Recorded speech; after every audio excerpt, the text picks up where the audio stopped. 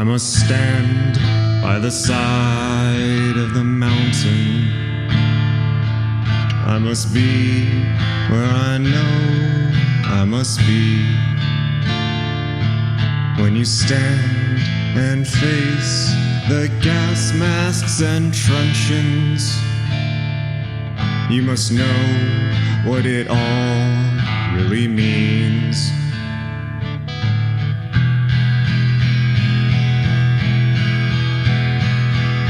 It is the time of the last persecution, and Caesar shall be raised.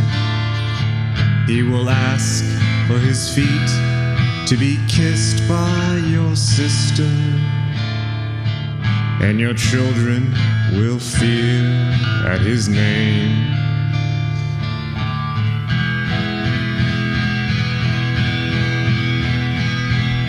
Do not avenge these deaths, do not avenge them. You must know what it all really means. It is the time of the Antichrist. Know what I'm saying. Make for your own secret place.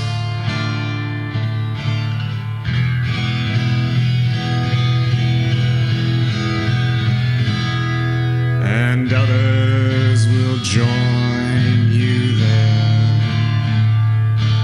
And you wait for the ships in the air. And you wait for a sign like a trumpet sound.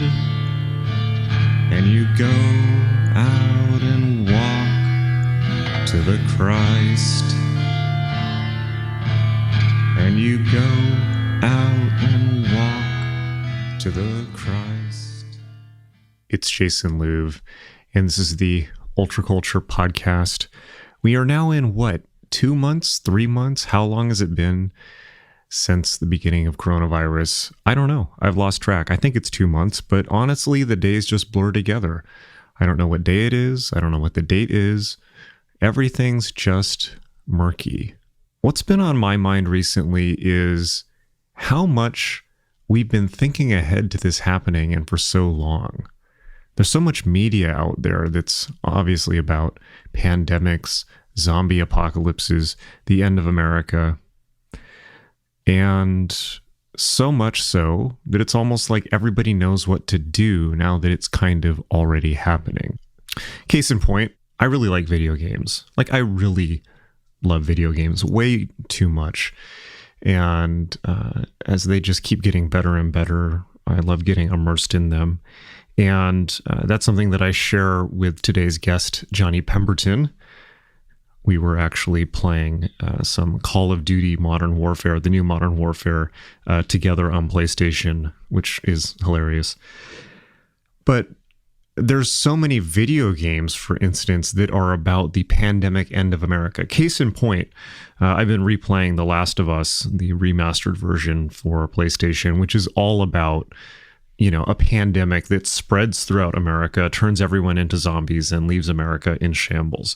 Other examples, Tom Clancy's The Division is about a pandemic that sweeps through New York and leads to a lockdown and ends civilization as we know it. There's probably countless examples of this, whether it's movies, video games, obviously books. The Stand by Stephen King is a classic example. 28 Days Later, the movie, another example. Of course, these are exaggerated, they're over the top, but there's been so much of this that kind of everyone knows what to do. Like when this first started happening, I just immediately snapped into kind of like, oh, this is happening. And then I realized, well, what script am I acting on? Because this has never happened before in my life. And then I realized, oh, I'm acting like it's 28 days later. It's kind of similar to 9/11, where if you go back, 10, 20, even back to the 60s, there was tons of media produced that showed New York being destroyed. Whether it was Marvel comic books or, there's so many movies where terrorists destroy New York, Or even if you go back and you look at the movie The Squeeze, comedy movie that came out with Michael Keaton in the 80s, the original cover of the movie was Michael Keaton crushing the Twin Towers in his hands. Some people have said this is an example of predictive programming, that perhaps like these messages are being seeded out to the public by shadowy, sub-governmental powers to put the idea out there or get people ready for a planned event. I don't think that. I think that's a bit too conspiratorial. You might be able to say something annoyingly Jungian, and all Jungian stuff is truly annoying, at least to me. For instance, it's just something that's in the collective unconscious that is bubbling up. You might be able to take a mimetic approach and say that these memes or memeplexes are just floating out there, and that, sometimes they become real, or just the mimetic idea is seeded out there to the point where somebody eventually acts on it, or it becomes, coherent within reality. Or you might take a magical view and say that people are charging these ideas with their intention, with even their idle energy of consuming these ideas, and that they are getting closer to manifestation by people giving them attention. You could take any of those approaches, or all of them, or none, or you could simply say that's a strange phenomenon. One way or another, I truly feel that we are living in a dream or a hallucination or a waking nightmare, perhaps, and I'm guessing you probably feel the same. And so there's no need for me to theorize about it or philosophize about it, other than to say, like, wow, this is really weird, isn't it? And hopefully we can have that shared human experience through these socially distanced aethers. So, on that note, my guest for today, the aforementioned guest, is Johnny Pemberton, who's a comic, an actor. You've probably seen him in lots of TV shows. He was in Ant-Man, and he, of course, is one of the other contributors to Midnight Gospel. Along with me, we actually sat in the writer's room coming up with content for the show, and it was great hanging out with him. And he's just a lovely individual. And so we did a podcast, and we talked a lot about what's going on. We talked about anarchist literature, all kinds of stuff, gardening. There's a ton of really useful information that you would not expect in this podcast. For instance, it turns out that Johnny is a very keen gardener, in addition to being a keen Call of Duty player like myself. He does useful things as well, unlike myself at times, like urban gardening. So if you want to know how to grow your own vegetables in this current time period, stay tuned throughout this podcast, because he does share that information, and I'm fascinated with it, and I want to do it myself. So this is a great podcast. It's a lighthearted podcast, because that's what we need right now. And enjoy it. I give this to you, my gift to you. All right. Let's see. Update for Magic.me. Office hours are back on. We're doing them every other Sunday. And office hours, for those of you who don't know, are the live one-on-one interactions between me and students of Magic.me. It truly is the core of what Magic.me is, I think. Of course, Magic.me is my school for magic, mysticism, and meditation. If you sign up for it, you get access to, depending on what level you sign up for, you can get access to the mega courses like the Adept Initiative, which is the huge mega program of connecting with your true will, your true purpose for life. Or you can sign up to watch all of the smaller courses on gaining skills like chaos magic, tarot, divination, all of this stuff. Adept Initiative is the crown jewel of Magic.me, but the core of the whole thing is office hours, which is just live interaction between me and students. It's spontaneous. It's in the moment. There's this really interesting phenomenon that happens where the questions that people ask sequentially tend to kind of line up, sync up, and form a gestalt, like form a broader group mind, and they all feed into each other. And so we're able to go very deep and cover territory that wouldn't normally be covered if it's just me sitting there saying, okay, let me explain chaos magic. something, forgive me, but for using this word, but something magical happens when it's spontaneous one-on-one interaction. You know, the truth begins to emerge, the truth of what magic is as a lived experience. And students make very, very quick progress in personal evolution, particularly those who come back and interact a lot in those sessions. And they tell me, you know, the incredible financial breakthroughs they're having, the personal breakthroughs, the career breakthroughs, and it's effing cool, right? It is effing cool to have the feeling that people are having like massive life turnarounds or success, and that I at least partially helped with that. That's a cool feeling. So that's Magic.me office hours. They happen every other Sunday at 12 p.m. Pacific Standard Time. And you'll be able to see the schedule of upcoming sessions on the website. If you go to Magic Without Tears, office hours, Magic.me office hours, just scroll down on the Magic.me site and you will find out all about it. Okay, so I look forward to seeing you there. We have some new announcements coming very soon about new stuff at Magic.me, and I'm not going to give anything away, but stay tuned to your inbox and the podcast because there are going to be some very exciting announcements very, very soon, actually. And get ready is all I have to say. I'm not going to give you any info. I will let it be a surprise. All right, without any further ado, please enjoy the podcast with Johnny Pemberton.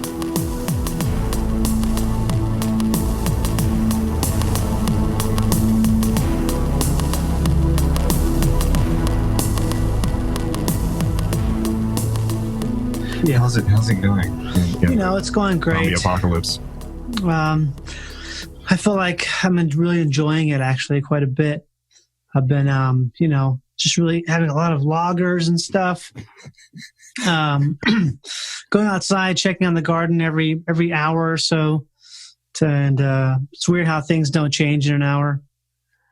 Yeah, you kind of expect to go out and like the sky's on fire and there's Terminators, and yeah. You know, garbage trucks, people throwing corpses into garbage trucks. Yeah, and it's just there's birds chirping. It's like the old Bill Hicks joke. It's like, look on the news, hey, famine, war, death, recession. And you look outside, like birds are chirping. Yeah, everything's fine. Happening? Everything's totally fine. I totally freaked out as soon as it happened. I'm like, we got to go to the mountains. I'll kill a bear. Do you need me to kill a bear? Right.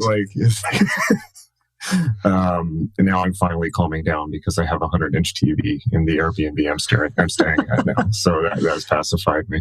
Yeah, I think a lot of the stuff is basically you have to. It's like I look at it like a storm, like a long storm where if you have to ration everything out, and part of that means rationing out how much you freak out. I think too, like really just that's a good point. Tempering everything, kind of being like, well, you know, just relax, essentially. That's super smart. I was just going as hard as possible for a month, and then I hit total adrenal burnout. Yeah, man. It's a real thing. Like your adrenal glands stop producing that good shit. So, yeah, that's a really smart insight. I hope this doesn't go on forever. My fear is that like it will go on for like 3 years and then no one will be allowed out of their house unless they accept being injected by they accept being injected with Windows 95 by Bill Gates. I think that probably it's never going to be the same now. Because for a long time I was like, oh, I can't wait to do this and do that. Like it's going to be some magic day when things are lifted. But I think it's probably never going to go back to being what it used to be. Never? Yeah, I think it's never going to be the same. It'll just always be different, you know? It's almost like 9/11 in a way, where it's this thing where everything that happens as long as after you never forget. Yeah, I never forget 9/11. But it colors everything. I mean, 9/11 is maybe a bad example because 9/11 is so specific. You know? Yeah. And kind of localized in a way. But I guess, that was such a traumatic event and it brought people together and obviously changed my life permanently and everyone who was conscious at the time. You know? Right. And I was in I think it was the summer before my sophomore year of college that happened. So me too. Oh, okay. So I think so. Maybe around the same time, pretty much. And I was like hungover Oh, yeah. Like I just moved into my apartment for my second year of college, like my shared dorm type apartment, and the one of the guys who worked on the student newspaper that I worked at called me and was like, "Louv, are you awake?" I'm like, "No, what? You should turn on the TV." And then there you have it, the apocalypse. So There it is. I feel like at this age, I've been through enough apocalypses that I'm kind of used to it. And I will say it's kind of weird that as soon as it happened, it was like I automatically knew what to do. And I was like, why does this feel so familiar? And then I realized it's because I watched so many zombie apocalypse movies. So I just immediately go to the 28 Days Later script. Yeah. So, I mean, I was definitely freaking out at the beginning a little bit in the sense of like making sure we had enough resources and food to eat. But I think it's pretty obvious that the supply chain is not going to break down now. So, but I guess what's interesting to me has happened is not so much a breakdown, but just there's just less stuff. It's like, oh, now you can't, like if you look at a menu for takeout, they have half of what they normally have, but they still have more than any place in Syria has. It's like things like that. right. Where, Yeah, right. Yeah. Yeah, hardship for Americans is kind of like, okay.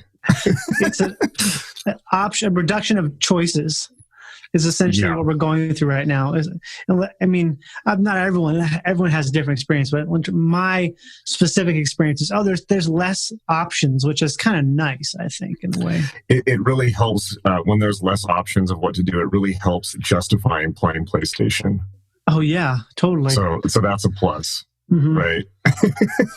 Yeah, you can't do anything really. So yeah, it's crazy. I mean, like, so many places in this world, they live under perpetual lockdown, like in Gaza or something like that. Oh yeah, so Gaza. I always feel like I always hear people saying it like in Gaza. Is it? I don't know what it's from. Something in my head. It's like maybe it's a character being like Gaza. Gaza. I feel like I never try to like mimic accents. It feels like a terrible social faux pas to. I've doubled down on it. Oh, okay. Like, so. I mean, like, who's going to call me out on that? And what are they going to say? You say you can't do that, and I'll say, "What? Why?"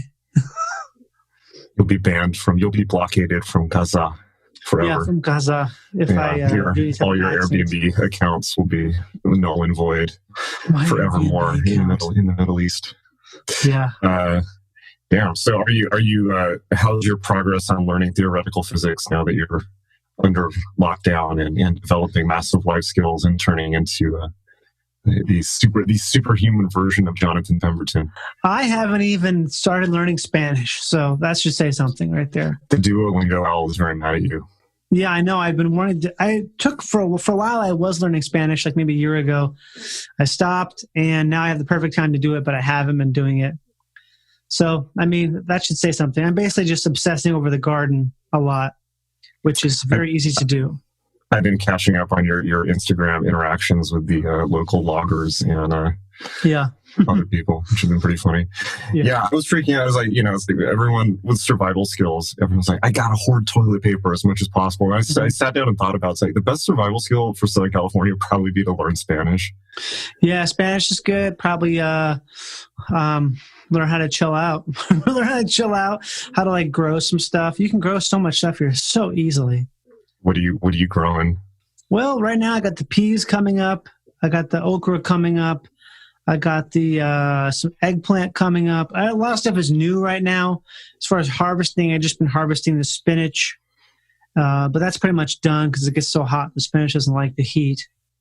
Did you just start that for this, or were you already working? No, I've been doing that for years. Yeah, years now. Years and years. But how did you get interested in that? I don't know. I mean, I kind of remember like the first time I was ever really interested in gardening was probably when I was like maybe like 9 or 10 years old or something like that. I remember wanting to plant these bulbs in the backyard for some reason because I realized you could do that. And I don't know, trying to set up this garden. And then in college, I got into it later.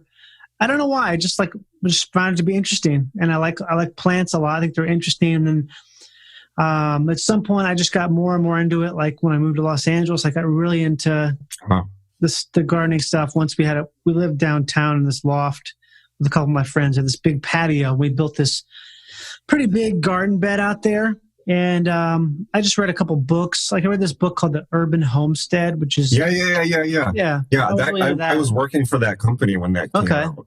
Was that what company was that? Was it a well? It was Process Media, which was kind of a sister company or part of, I think, Feral House. So I was a copy editor at Feral House at the time, working for Adam, who sadly died a year ago. I remember when that book came out. That's when Adam started to change from like 90s style edgelord to like crystals and urban gardening, which was cool to see. That seems to be a common thing that happens to a lot of people from that era of time where you make that switch. There's a lot of well-worn territory to do that. I think it makes sense to do that, to kind of like transition from, you're saying, edgelord to you think it's just like crystal hunter? Well, it could be with the garden. Maybe it's like that people just get. I'm trying to think. Yeah, now that you're saying this, I'm thinking about it. It's totally true. Mm-hmm. I can't think of other examples, but it's definitely a thing. And I wonder if it's just that people get tired. They realize like they attack society for so long, and they realize nothing ever changes. So they're like, I'm just going to go like buy a cabin and make a garden. I think that's very, very true. I used to be a big time peak oil person, very much like what do you call it? I can never say the word correct, but it's eschatologist or something. Eschatology, Eschatologist. I was a big time. I mean, Trustwell always gave me shit about that, calling me an eschatologist, because I would always fly in his face about everything, like in terms of like, oh, this is all going to end up bad. It's all going to end poorly because of all these projections or lies about peak oil and all this stuff like that. And I was a big fan of this guy, James Howard Kunstler. I still like him. I kind of know him. I don't know him very well, though. He's a writer. He's also like he's a new urbanist thinker, which is like, a person who's really into shaming architecture and stuff like that. He's probably his most legitimate work is in critique of the way we build cities and buildings and stuff now. How they're not really meant for humans. Everything's meant for cars. We've like completely, because of cheap oil, the cheap oil bonanza or fiesta that he calls it, that we've designed all these things that we interact with on a daily basis to be super. They're fucking terribly ugly, and they're not really they're not meant to be interacted with in a human scale. And because of that creates like all this distance between people. I mean, he talks about it at length, but I think all that stuff he says is true. That stuff makes total sense, because that's like, like you have a big blank wall in the middle of downtown that scares people subconsciously, as opposed to like a place that has like a grade set, just all these technical things that were around in cities for hundreds of years. We don't have a lot of that now because it's so much cheaper just to build like a big fucking box that has a huge parking lot with no trees than it is to have something anti-human. Yeah, did you ever read that book? It's a classic now, City of Quartz by Mike Davis. I haven't. No, it's about LA. It was written in the late 90s, and it's basically about that. It's kind of like a study of LA after the riots, and it's like, how do people live in this gigantic alienating sprawl? And I feel that LA kind of gets a bad rap in that way, and because there's such great local communities like Echo Park, but or all over the place. Like what people don't realize about LA is it's a collection of cities, and each one has its own local vibe. But there's like 15 to 20 areas in Los Angeles that are fully walkable. You can live in the Fairfax district and never have to have a car. You can live downtown. I live downtown. I drove my car like once a week, maybe. I had roommates that didn't, 3 roommates who not one of them had a car. That's and we amazing. were able to get around everywhere. That's amazing. There's all kinds of stuff. I mean, all that stuff. I lived for a year without a car in LA, commuting from Hollywood to Burbank, and it wasn't easy, but I definitely did it. It's not bad. Yeah, I was thinking about, it's interesting. It's like what you're talking about with the architecture. It's like, I was thinking about the whole social distancing thing. It's such an exaggeration of what was already making people sick. It's like we already live in a socially distanced culture where people are, particularly LA, but where people are in their phones. And it's like an inflammation or an exaggeration of the thing that was already making people sick. I was actually just thinking about that this morning. Yeah, I was laying in bed thinking about, like, I wonder what the next thing is going to be. How are people going to get sick after not being in physical contact with other people for however long it takes? Like, there's going to be a new illness that comes up because, they say that about homeless people, how, like, most homeless people are never touched by other humans because, they're dirty, they're bad. There's like the stigma. And because of that, they tend to get very sick very easily because of that. Because that's like a thing with, like, animals, right? There's a lot of species of animals that if they're not touched at all, they will die because something in their brain shuts down and they will basically just wither to nothing and die because they have no touch. I'm trying to think, I don't know what animals it is, but there's a bunch of animals. It may even be primates and stuff, but chihuahuas, definitely. Probably chihuahuas for real, actually. I bet dogs.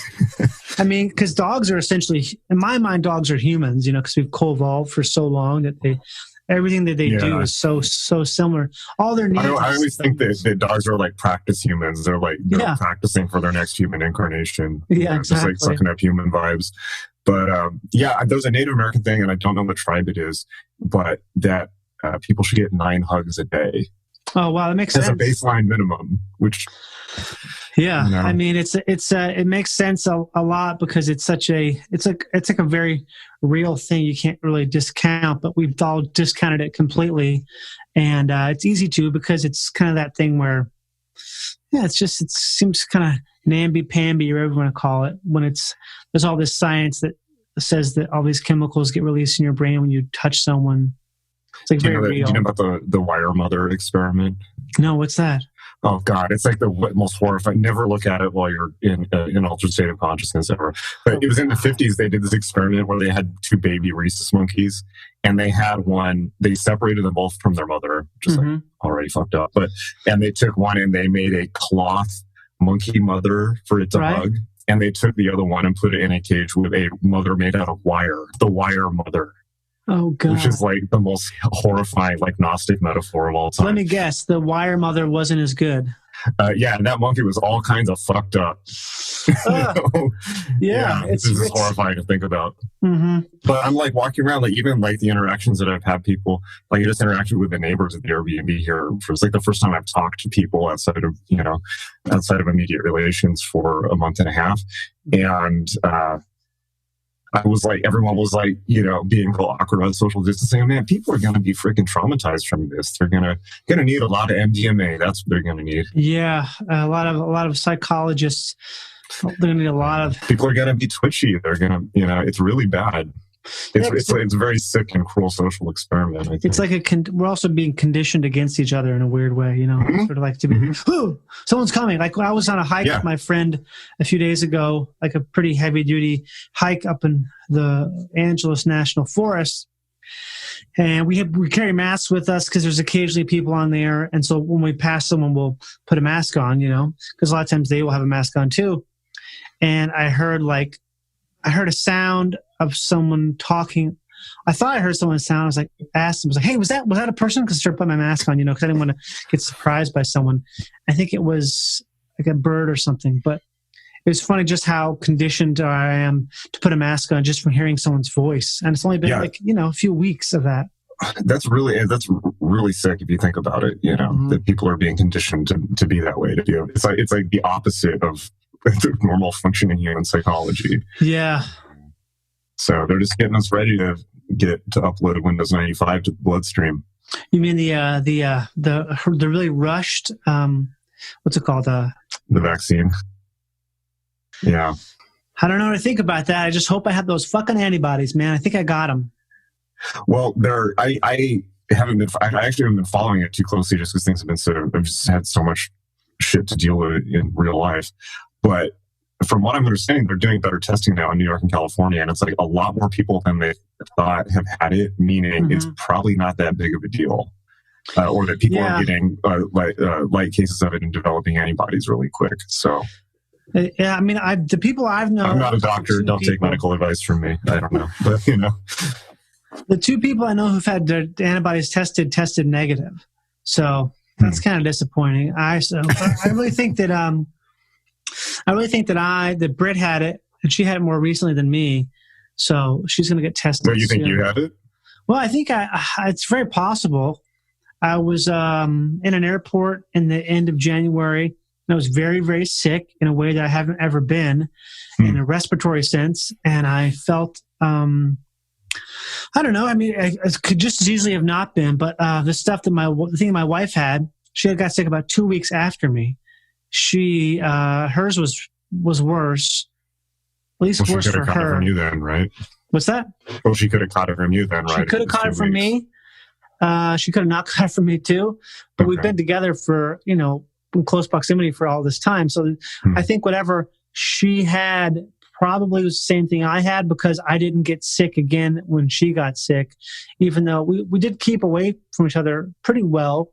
But I kind of think if you're living in the same house, even if you're not sleeping in the same bed, which we did for maybe a week or so, I think maybe it's pretty hard to not have some sort of cross-contamination. It seems to me that's got to be really hard to do that. We even have separate bathrooms too. So, I mean, I don't know. It's just, that's the thing that gets me about everything, is just how many people do not really know. It's all, even the experts are like, well, we just don't know. So I'm always really hesitant to believe anything at this point. Kind of like, it almost makes me feel more relaxed, is the idea where, you know what, just no one fucking has any clue. It's going to be a classic case of hindsight's 20/20, and we're just going to have to just chill out for as long as you can.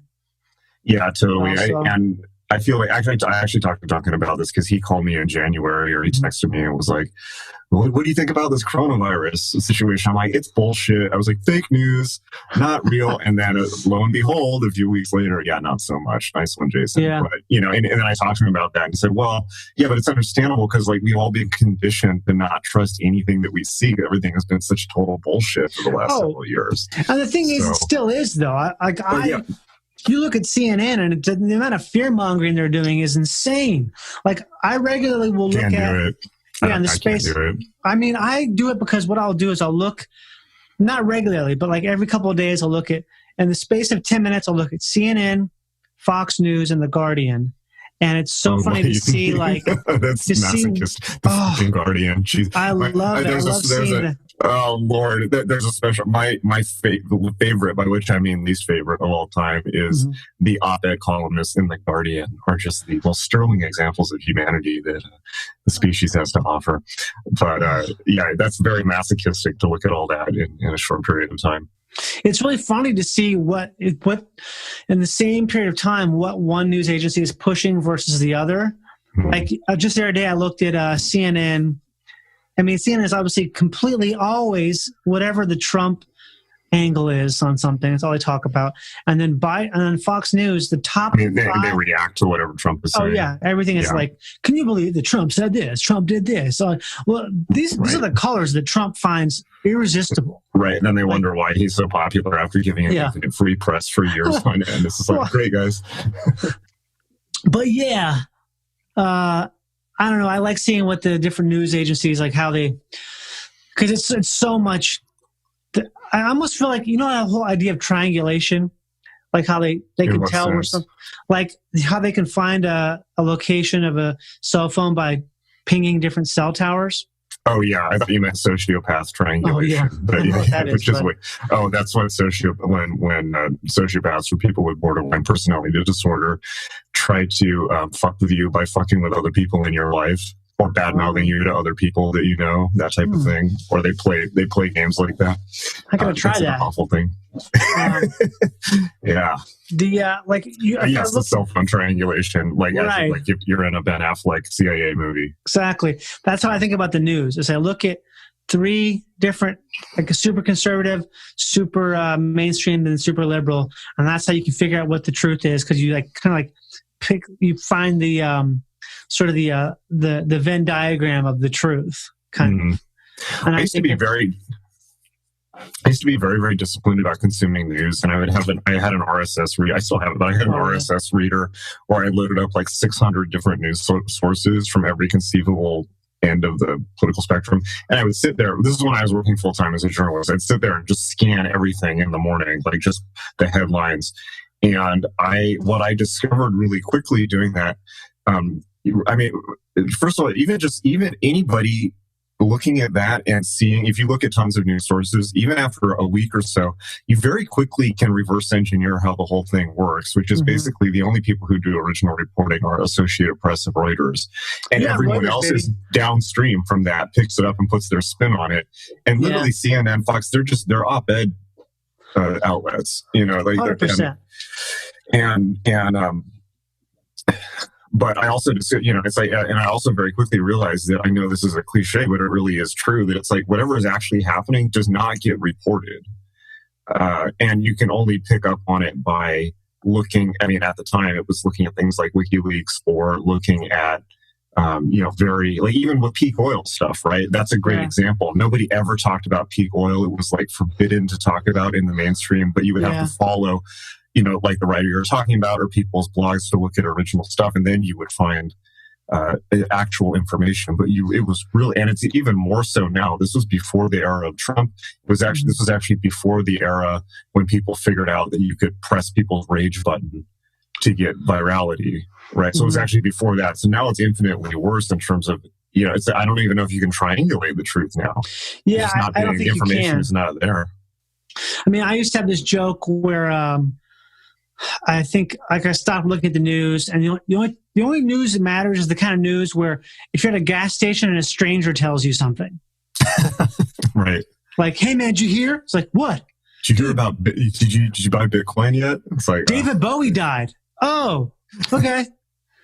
You know, that's like actual news. Or anything someone tells you, like, "Dude, did you?" Yeah. If someone tells you who you don't know, that's pretty much all you need to know. Anything else is just commentary and like conjecture and a bunch of like smoke designed to make you just, you know, can you believe this? Oh my God. The best was that there's a CNN headline. Like, I definitely am a masochist when it comes to CNN, because I just love seeing how, to me, it's just this amazing thing where I can't believe it's a real thing.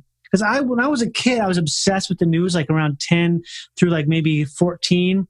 Because my dad was never into sports at all. He would come home every day after work and he would watch the McNeil-Lehrer News Hour. Holy shit, my dad did the same thing. I used to fall asleep to my dad watching the McNeil-Lehrer Hour. Dude, that was the fucking golden age. That was like real news, man. That was the real shit.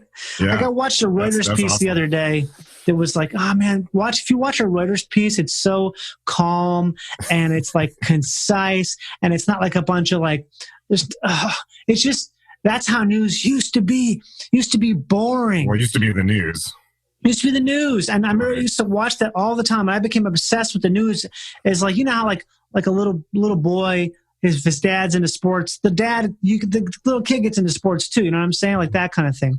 So I feel like that's what happened with me, was where like I wanted to get, you know, sort of impress or become closer to my dad by being in the news. So I was obsessed with CNN. This is right around the first Gulf War. Oh, so that was the heyday of Wolf Blitzer. Wolf Blitzer, Peter Arnett, Bernard Shaw. Oh wow, you're I knew all the names. I remember watching the live. Oh man, I used to watch all the live coverage and stuff of those guys. And just like, I was obsessed with it. I had my Time magazine so I could read about these are 114 Abrams tanks equipped with an M14A minesweeping device. And you had like Norman Schwarzkopf, and you had, you know, I think Dick Cheney was he the Department of Defense chief at that time? Something. I think so, yeah. There was all these people's names I knew. I was obsessed with collecting the names of journalists and stuff like that. And I was so into that stuff. But then I eventually kind of, you know, got older and got into like music and stuff like that. And then I kind of got really into like a lot of alternative journalism, like, you know, like Kunstler, peak oil kind of crap. Yeah. And basically, long story short is, when everyone started getting really woke and into politics, like maybe about 4 or 5 years ago, I was like, I'm done. Like, I've already been there. I'm so over it now, because I've already had my time where I'm like, the sky is falling, peak oil is going to destroy, everything's going to happen. And then you kind of realize want to circle back on peak oil, because I was deep into that too. Yeah, me too. Very deep into it. And, you know, obviously they seem to have headed it off at the pass just by fracking the hell out of everything.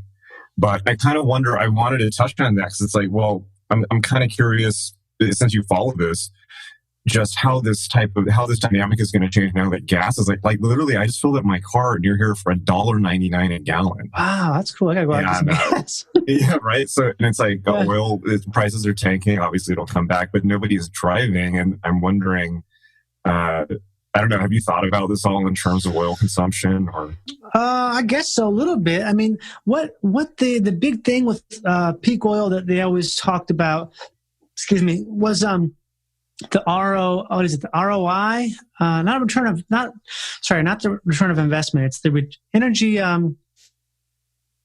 energy expended versus energy returned, which, well, that's the oil, that's what the coefficient that makes gas so good. What they're talking about, the big thing they talk about is how, okay, if it takes this much energy to get the oil out of the ground, the price point of the product has to be a certain level to make it worth it. So the big problem with fracking was they lowered the price of oil so much that it became where you can't make enough profit to incentivize production.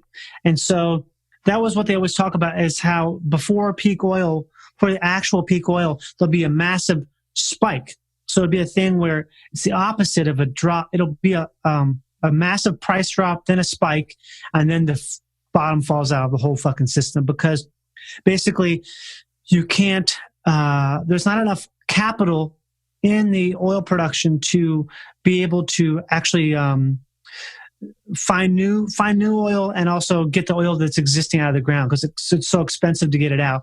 And that's what they say is that's the non-sexy version of how peak oil happens. And so maybe that could be what we're seeing now. But also I'm kind of the opinion now where there is enough alternative energy to where I don't think it would be as big a deal as it was, like 10 years ago, even 10 years ago, because there is a lot of stuff. What specifically do you think is viable at this point?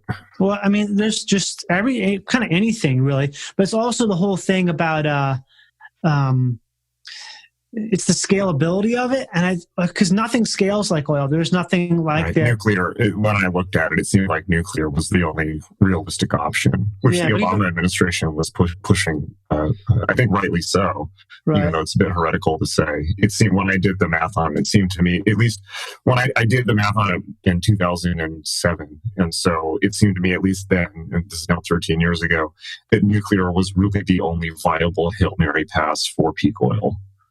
Yeah, and that's or just getting off oil consumption in general, right? Which really is for all of us who lived through 9/11, it's like, well, why? For me, the primary question of my entire 20s is, what the fuck went wrong? Why did we end up in Iraq? Why did we end up in Afghanistan? Why did 9/11 happen? And it at least seemed to me at the time, I don't know if I would have the same analysis now, but the obvious analysis that everyone made at the time was, it's all for oil. Mm-hmm. So the immediate question was, how do we get off oil? Because presumably that would be the most intelligent way to do peace work. But I don't know if I would have the same analysis now, because I think it's not just about oil. I think it's about ideology and territory and all of that. So, and contracts. All those contractors. Tasty contracts. Well, they make how much? They probably must have infinite money. I think they made $3 billion. Like companies like Raytheon and Northrop Grumman and all those companies. Halliburton. They make so much money with these no-bid defense contracts that anytime there's any kind of a war starts, they just make fucking hand over fist, because they can charge whatever they want for all these things, and there's no oversight really. I mean, look like the Raptor program. That's the most expensive military boondoggle in the history of the country. Drones? The Raptor, the new F-25, whatever it's called, the new, the latest fighter jet. The F-35? Yeah, that's the most expensive thing that the Department of Defense has ever purchased, and it doesn't fucking work. It just started working recently. I stopped reading about it because it's just... Yeah, what's the deal with those? I think they probably the program is something like $100 trillion, and it's until 2077. It's the craziest. And they hilarious. Don't work, and they have they're running MS-DOS or something as an operating system. Not literally, but yeah, I don't know too much of the details. I know that they're making tons of them for Israel, and there's something at least $100 million, $200 million each. These planes, maybe more. So. But yeah, from what I hear, they don't work and people hate them, but they're locked in into this contract now, which is bizarre. Well, they're kind of priced in. Like they've spent so much money, they have to keep spending money because otherwise they'll have wasted all the money they spent. It's like a poker game where, if you play poker, like you've spent the pots at 1,000 and you've put in 500 and you have, 250 chips left. You might as well just spend what you have left because there's no point in folding now. Yeah. That's called the sunk cost fallacy. Yeah. And it's people are taught to that kills businesses, it kills marriages, it's like, what if you're priced kills all kinds of stuff. Yeah. Well, it's like, if you, like, for instance, if you have a business and you've been running it for, the red for years and you're totally locked into it and it's really obvious that it's just a bad business idea, but somebody refuses to, obviously, and another, a more obvious example would be an investment. Like, you bought some cryptocurrency that went to zero and you're like, oh, it's going to come back any day now. I put like $10,000 into it, so I might as well write it out. It's like, no, you should have sold and taken the hit. That's why poker is great, because only 3 rounds of betting, or three. Got the river, the turn, and the flop. So poker is fascinating to me. I played a lot of poker in high school, and I lost a lot of money, not professionally, but just to other students and nickel at a time. But it is a fascinating study. I think you can learn everything you need to know about human psychology and certainly business and life in a lot of ways. You can learn from poker, not because of the actual game, but because of the interactions. Yeah, totally. It's the perfect game. I fucking love it. It's like, I find it very to be, it's a good distraction. You play a lot of video poker, a lot of online poker. Play a good amount, enough. Yeah, a hand or two. Yeah, play a little bit.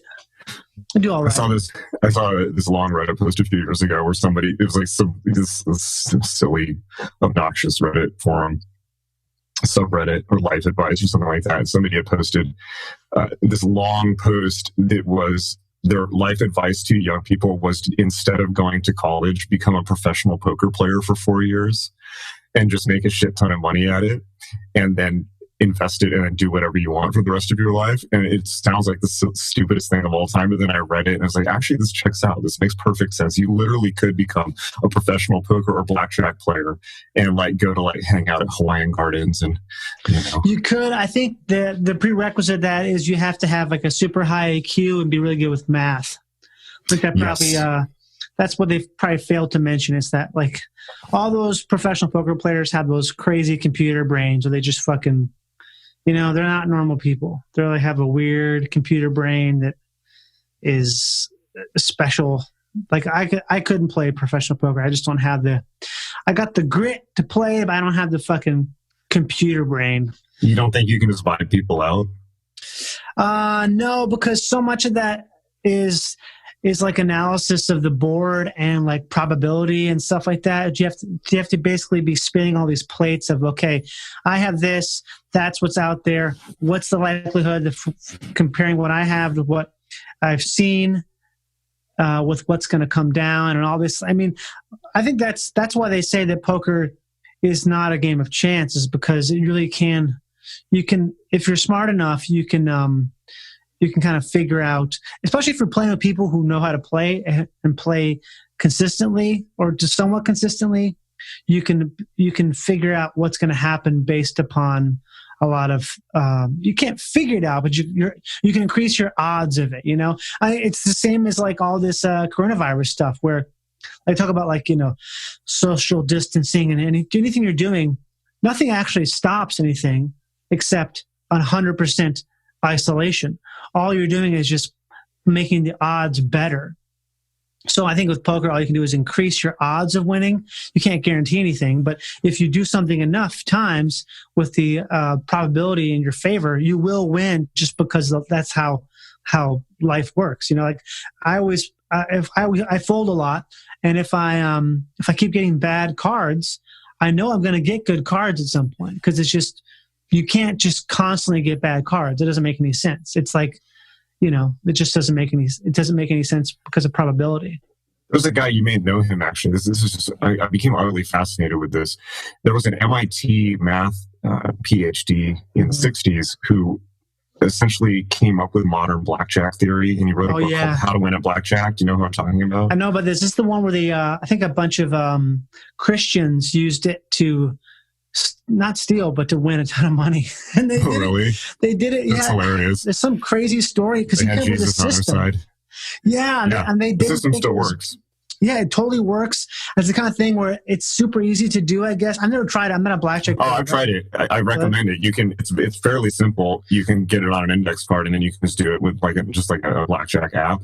But I became fascinated with this because this guy later went on to become a stock trader and made infinite money.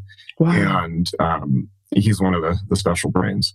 But, yeah, that's computer brain shit, man. Anytime I meet someone like that, I'm always like, holy shit. Yeah, it's intimidating, right? But it's like, I became fascinated with the idea of like these very simple games, these, like you're saying, probability games.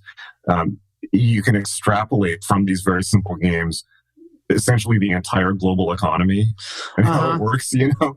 And it's interesting because kids' games are sometimes similar. You know, I'm trying to think of, there's some very basic, like, for instance, I've had the analysis that you can break down all social media and online communication in the entire world to the show and tell game from, basically all social media literally all of it in the entire world comes down to two very basic elementary school games. Show and tell. Here's my vacation. Here's what I did. Here's the music I like. Here's me, all this. Here's my makeup tutorial, whatever. And the other one is I'm telling. Right, which is, the social justice brigades of various types on social media, right? But it's the same. It's like, but you can probably extrapolate even, patty cake and things like this to very simple social interaction. Another one, which I was thinking about recently, is Ring-around-the-Rosie, which is a game from the Black Plague. Yeah, Rosie.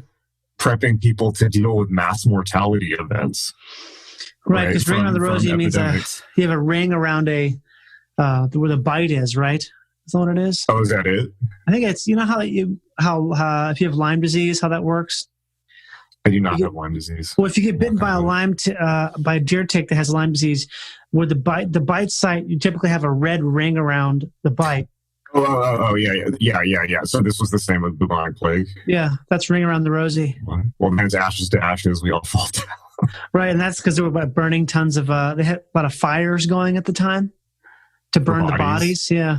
Which apparently, weren't they doing this in New York, I think, in certain places? I mean, they should be. It's good policy. They were dropping people on Hart Island, the Potter's Field. But they've been doing that for 150 years, right? Yeah. They have, but I mean, that many people? I don't know. I mean, I don't know. This is why I get less. The same reason I don't worry about peak oil. Wait, I'm trying to about peak oil. It's the same reason I don't really worry about coronavirus so much anymore either, because it seems like a lot of that stuff is it's the fringes. You're just not hearing about as many. The fact that there are a bunch of people are dying whose remains have been unidentified means that these are people who probably may have been vagrants, or they may have been like fringe members of the fringe community which is very sad, obviously. Yeah, it's not so fringe anymore in LA. I mean, it's like you look at the homeless crisis in LA with coronavirus. That's like the perfect shitstorm. Yeah, and it's probably going to. And I also hear about all this stuff with these nursing homes and stuff, and how that's fucked. It's sad, but at the same time, also like, well, who better to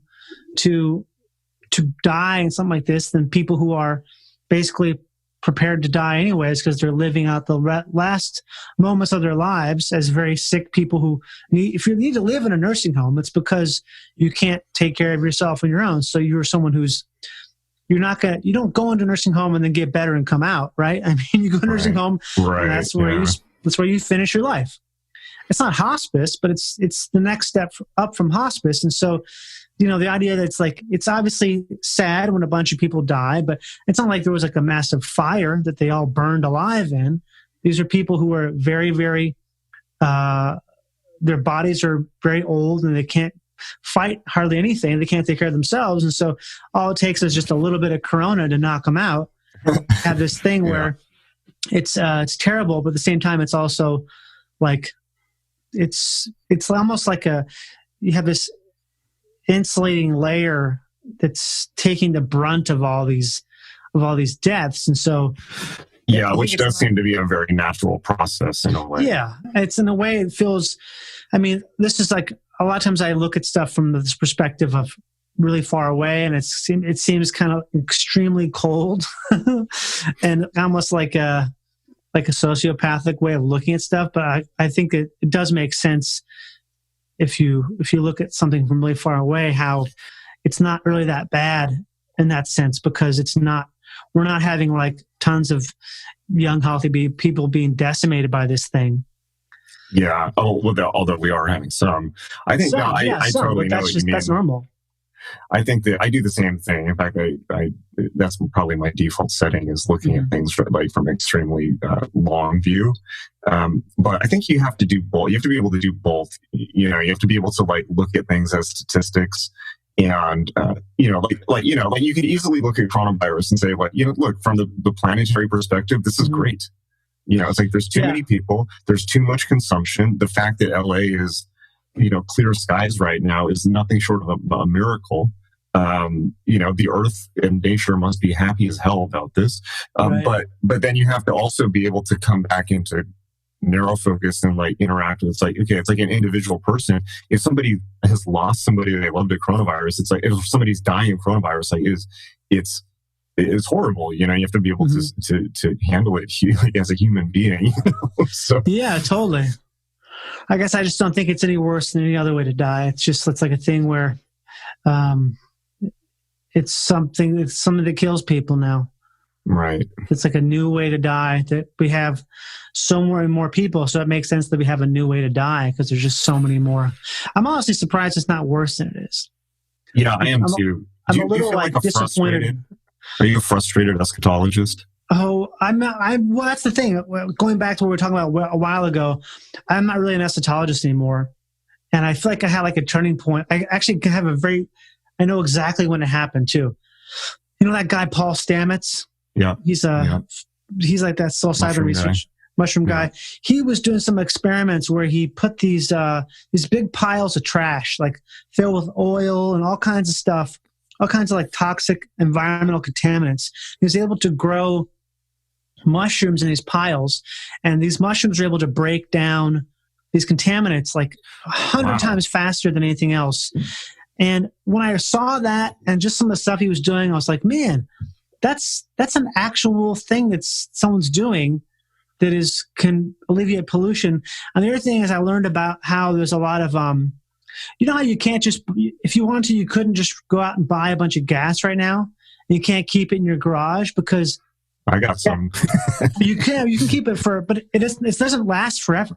Yeah, like, it was here when I moved in, but yeah. Right. But the like gas is something where it seems like it's this inert thing where you can just keep it in a can, but bacteria can destroy stuff like that. There's all kinds of these chemicals that seem like they're hardcore toxic chemicals.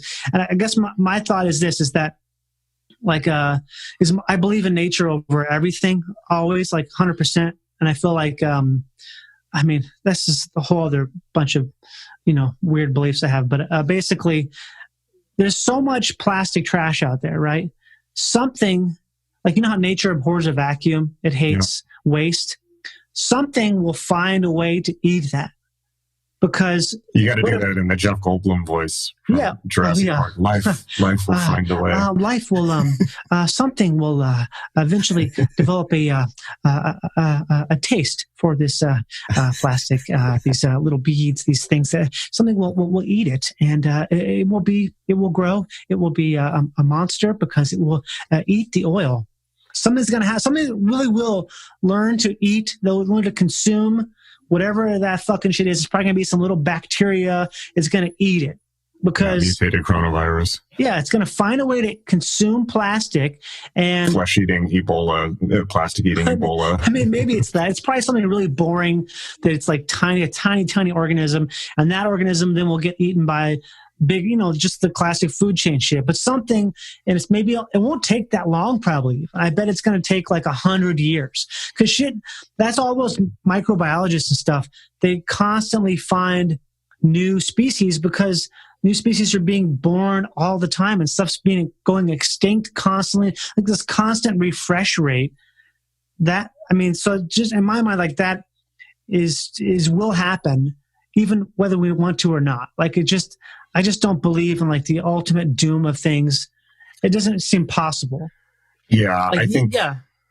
Well, it's a fairly this is probably something that everyone thinks at some point, and it's like a totally obvious and somewhat sophomoric thing to think, but it's also one of those obvious things that's so obvious that it's easy to forget, which is that nothing on the planet is not part of the natural process of the planet. Mm-hmm.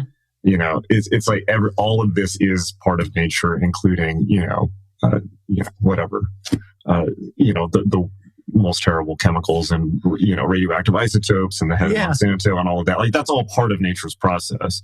So pollution is part of nature. Like nothing is outside of that system. Mm-hmm. So then the question is, is there guiding intelligence behind it? Yeah, I think there absolutely is. Not even necessarily in a theistic sense, but you just look at the way that life behaves, adapts, and like you said, nature abhors a vacuum. It's constantly adapting and developing its next iteration, like the refresh rate, like you were saying. And I've also noticed that dynamic where how many, we talk about eschatology, like how many eschatological events have there been just in our lifetimes? I mean, you're talking about McNeil error. I still remember when everyone was 100% convinced they were going to die in a nuclear exchange with the Soviet Union. And then it just went away and no one ever talked about it anymore. And then it's like, 9/11, then it's, AI mortality. Now it's coronavirus. Now it's peak oil. Like peak oil went away and no one ever talks about it anymore. It's like, well, where'd it go? Like what happened? Yeah. I mean, I don't know. It seems to be refreshed. And it's like, okay, well then that's not happening anymore. Okay.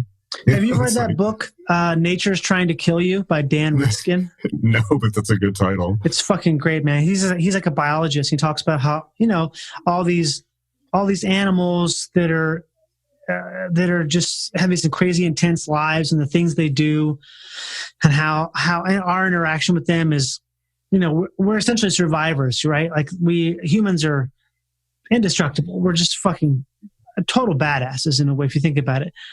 And I always think about that in terms of like the human genome. That's what got me thinking about how I'm not ever worried about a nuclear attack. Like people are like, oh, Trump's got his finger on the red button. Like we can't trust him. And I'm like, we don't have to trust him because we have everyone. You can trust everyone because the collective genome of humans will not destroy itself. The genome will not allow for one person to destroy all people. It just wouldn't happen. I just think it's one of those things where I think a nuclear annihilation is not possible because the human genome is so strong and controls everything we do to an extent where it wouldn't allow us to destroy ourselves. Right. And the crazy thing about that is, by the way, I was actually there the day they sequenced the human genome at Santa Cruz. I went the day they did it to interview the public team that did it, which is like this bizarre confluence of events. Yeah. But it's like weird to just suddenly be in that right place in the right time. But the crazy thing that I learned later is that it's not even the human genome. DNA is the same for all life on the Earth. Man. It's just shuffled like a tarot deck. Right. So it's only one organism. And one of the craziest things that I ever read, I wrote about in Generation Hex, is that Francis Crick, first of all, Francis Crick, one of the two guys that discovered DNA, saw fucking DNA in an acid trip. I'm more of a Watson guy, so I mean. Okay, you're a Watson guy. Yeah, but Crick, he's the wild and crazy one. But he wrote a book in 1981 called Life Itself, where there's a theory called Panspermia, which is less exciting than it sounds, which it goes back to the Roman Empire. But basically, he's a believer, and he basically said that what he thinks is that some piece of DNA was on a meteorite that crashed on Earth, and it produced all of this. You just need one DNA molecule. Yeah. or whatever it is, and it just resequences itself in infinite combinations to reproduce all this stuff, and then drives all of our behavior just to reproduce itself. Mm-hmm. Right. Almost everything we do is determined either by DNA or mitochondrial DNA, just trying to replicate itself. But it's the same for all life. The weird thing about that whole thing is that it makes complete sense. It's almost right. Yeah, it just kind of like nothing else really makes sense. That makes more sense than anything, and it's super far out. But it just like. It's also kind of the simplest answer. It's the simplest answer. That it also explains the simulation too, because it's almost like a secondary thing. You know, the idea. I mean, I guess you can never really know what's what, right? I haven't gone down the rabbit hole of that ever to the extent. Do you know about photon emissions from DNA? I guess I'm talking about like, you know, when they find like hexadecimal programming code in a leaf that they've only found in a Hewlett Packard printer, like that kind of shit. Right. Like, how is that possible? And it's possible if you think about it. The hex. If you simply think about it from the perspective that both the hexadecimal processor in Hewlett Packard and the leaf were produced by the same DNA, exact same thing. Right? It's expression of the same thing. So that is crazy to think about. And they also discovered that DNA can emit light photons. I didn't know about that. It literally comes out of it. So in terms of like what we're perceiving and things like that, like I'm convinced that all of this we're almost completely controlled by our own. It's everything we see is just DNA recombining to replicate itself in new forms. And we really don't have a whole lot of free will in that regard. What you're saying, I have one of my best friends, my best friend in life, his brother is a scientist, is a doctor of, I guess he's a microbiologist or something like that. He studies addiction, and he works for this big time lab in Switzerland. I've had him on my podcast a couple of times. His name is Paul Johnson. He's a doctor, and I was hanging out with Phil and Britt and Paul about 8 years ago. We were in Minneapolis at Phil's apartment, and we were drinking a bunch of tons of craft ales. Yeah. Just, this was back before it was cool, man. This is back like, when the shit was real, dog. When you had to find it. It wasn't being thrust in your face by marketers. You had to fucking find it, man. You have to wait in line for it. You had to find where it is. So this is, we're in the forefront of craft. You had to suffer for your craft. Yeah, man. We're drinking a lot of Russian Imperial Stouts. If you know what that is. I do. Hit me up, baby. Yeah. Back when Russian Imperial, I can't hardly drink that anymore. So we were staying up late, right? We're probably smoking a little bit of, that good old herb, baby, maybe. I don't know. Who knows? Maybe not. But Paul was like, he said, I have to remember how it started. Basically, we were talking about heady shit, and he was saying, you want to hear something that you kind of can't unhear? And I was like, yes, I do actually. It's like, are you sure? Because if I tell you this, it might affect how you think about life from here on out. I'm like, are you kidding me? You can't have told me something. You can't have baited me more. Yeah. Like, can you imagine? Like, that's the best way to get someone to listen to you. Test. Yeah. Hey, do you want to know something? You're not ready for this. You're not ready for it. Are you ready for this? Yeah. No, I know all about this. In my line of work, I know all about this. It's the best. We sat down, and he told us this thing he learned about in his research, where he studies addiction, and how they basically put. I'm going to bungle this, but I'll get it basically right. They take these single cell organisms and they put them in an agar in a field of whatever it is, whatever they live in, like saline or some shit, and they're surrounded by a field of oil. The oil kills them instantly, but beyond the field of oil is glucose, is sugar, and the single cell organism, this particular whatever it is, it's attracted to the sugar because it wants to eat it. And 100% of the time, the single-cell organism will kill itself to get through. It'll die getting to the sugar, and they do always permeations on it and variations, whatever on these experiments.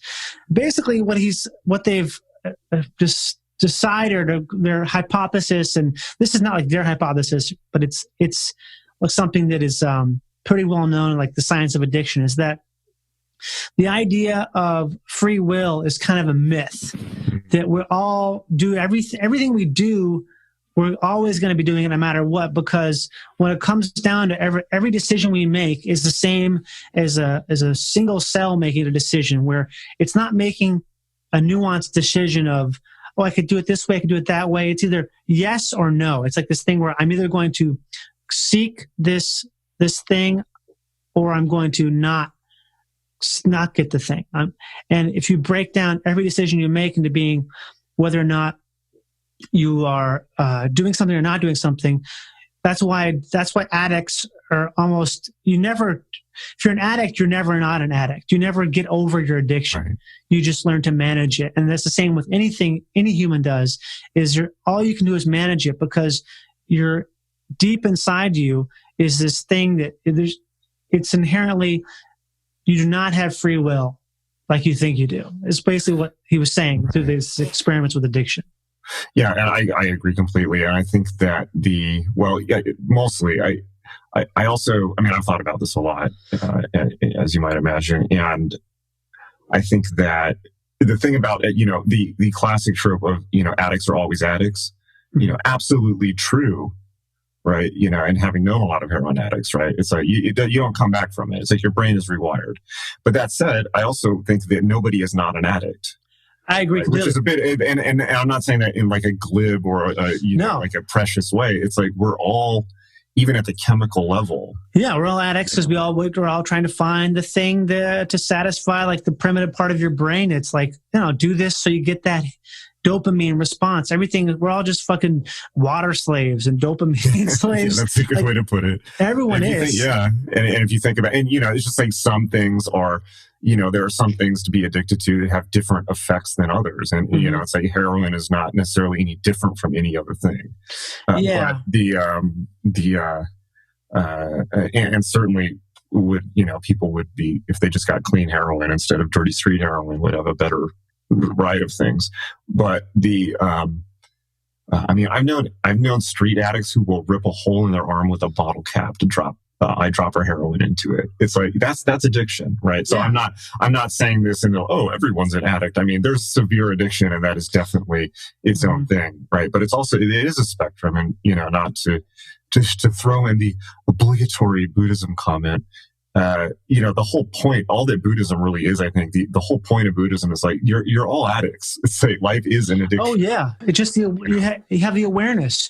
You get the peace and the happiness of being aware that, I can't control anything. So, that's when stuff started getting bad with the whole, it's not getting bad. I hate fucking saying that. But when people started getting all fucking crazy a few years ago when Trump was elected. Yeah. Before like Trump. That's an addiction. Syndrome, like whatever that raging adrenaline thing, I think the TDS is probably the worst addiction around right now.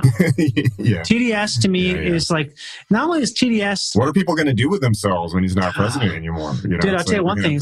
The New York Times is going to not be making that much money. That's for sure. Yeah, no kidding. If I work for the New York Times, dude. It's the same as when the right-wing people were like all crazy about Obama and his birth certificate. It's like the same shit, Obama is the fucking rocket fuel for them, basically. You know what I mean? Like the New York Times, it makes so much more money with Trump as president. It's like it's a fact.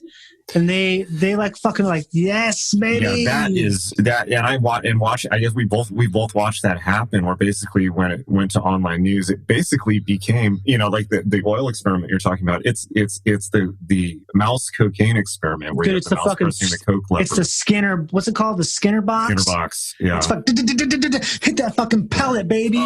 Trump. Yeah. It's like, well, like you should. You guys love Trump. Everyone loves this guy so much. It's like he brings. Love him. He brings like this pole of this thing to their life where they can just put he's the public scapegoat. He is it, man. A scapegoat with a lot of power, but it's like is he in your house? Is he sitting on your couch? It's drinking your beer. It's like total madness. Have to focus on him.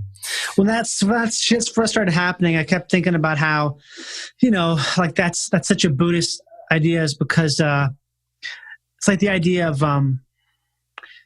because a lot of comedians would say, and they still do, they say, obviously this is pre-COVID, is they would say, oh man, with things being so bad as they are right now, it's like the new hack is to say, man, shit's so terrible right now. Like, what are you fucking talking about, you The idiot? new hack? You mean like being a hack comedian? Yeah, being a hack comedian is to do this pandering thing where you're saying, man, shit's with things being so bad right now. And you say that because you're sort of like acknowledging this idea of because Trump is there, everything's bad. And the truth is, it's always been bad. Everything's always been fucking terrible. You looked at the stock market like recently? Yeah, everything's always been terrible. And the idea that now it's just sort of like this trendy, fashionable thing to say it when Everything actually has been really terrible. Like, things are awesome now. things are great. You know? That's the Even in irony a of global it. pandemic, you know, Yeah. it's like, you know, have you like, when's the last time you looked at like, you know, Black Plague stuff? You know, it's just Anything, all that stuff. unbelievable. It's all that stuff. It makes it super irrelevant. It makes anything time someone says that to be ridiculous. But also, if you look at like just in general, like things are so bad right now. There's probably many children being raped right now. There's all kinds of there's stuff that's unspeakably terrible that happens every day to people who don't deserve it. And so, if you think about that, because that's what the Buddha, that was the whole tenet of Buddhism is this idea of suffering, right? The idea of it's like shit sucks. Like, just do. It's not that. It's people always get it. It's like you know. What is the Dharma? The Dharma is, yes, things suck, but they don't have to suck. Mm-hmm. They will suck a lot less if you stop spending all of your energy trying to make them not suck. That's Right. that's the addiction. It's like, just stop. They just calm. They just chill out. And you watch like a 3-year-old, right? Just go crazy doing like a billion things a second. And like, you know, it's like one addiction after, or we remember when we were kids, you know, it's like, remember the addiction to Ninja Turtles?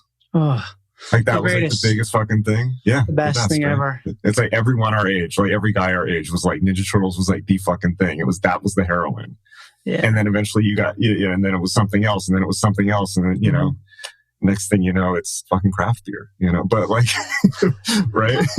But, or whatever, you know, and it's just, there's always that thing. But the point is, well, all these things exist to, you engage in all these things to try and get away from suffering. And that's not bad, but it's just that if you understand that suffering is inevitable and you actually can't get away from it, you'll stop exerting all this additional energy to try and cease it, because, or otherwise you'll go through your whole life in this frantic activity of trying to get it to stop hurting when it's actually not possible. It's like, well, you could just calm down a little bit and then it wouldn't be so big of a deal and you could invest that energy elsewhere, maybe. I always think what you said on my podcast, it was like last year, when you were talking about how if you think the world is an inherently bad place and you're paranoid, it will become that for you. And if you do the opposite, that will become that for you. So you kind of create your own.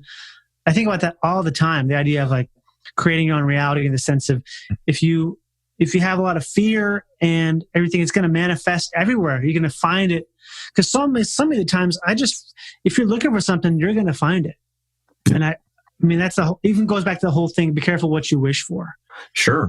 And certainly, yeah. And that's magic in a nutshell. I mean, and I say this it's not like you switch into what I have to remind myself of this every day.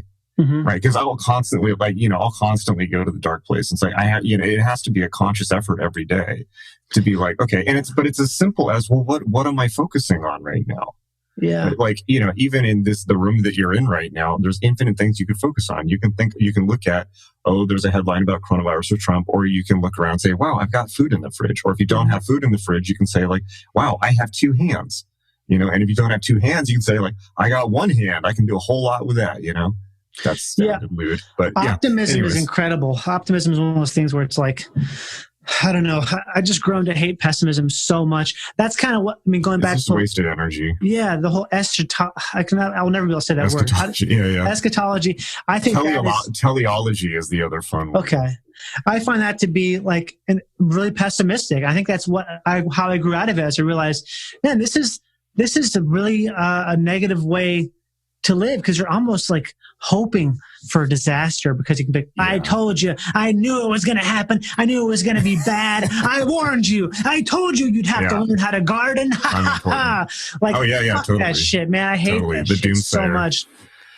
Well, I mean, anyone who grew up in the 90s probably I had that, did a little edgelord, but but at least for me, it's like I pretty much feel the same way, and I think that eventually the theory becomes invalidated if you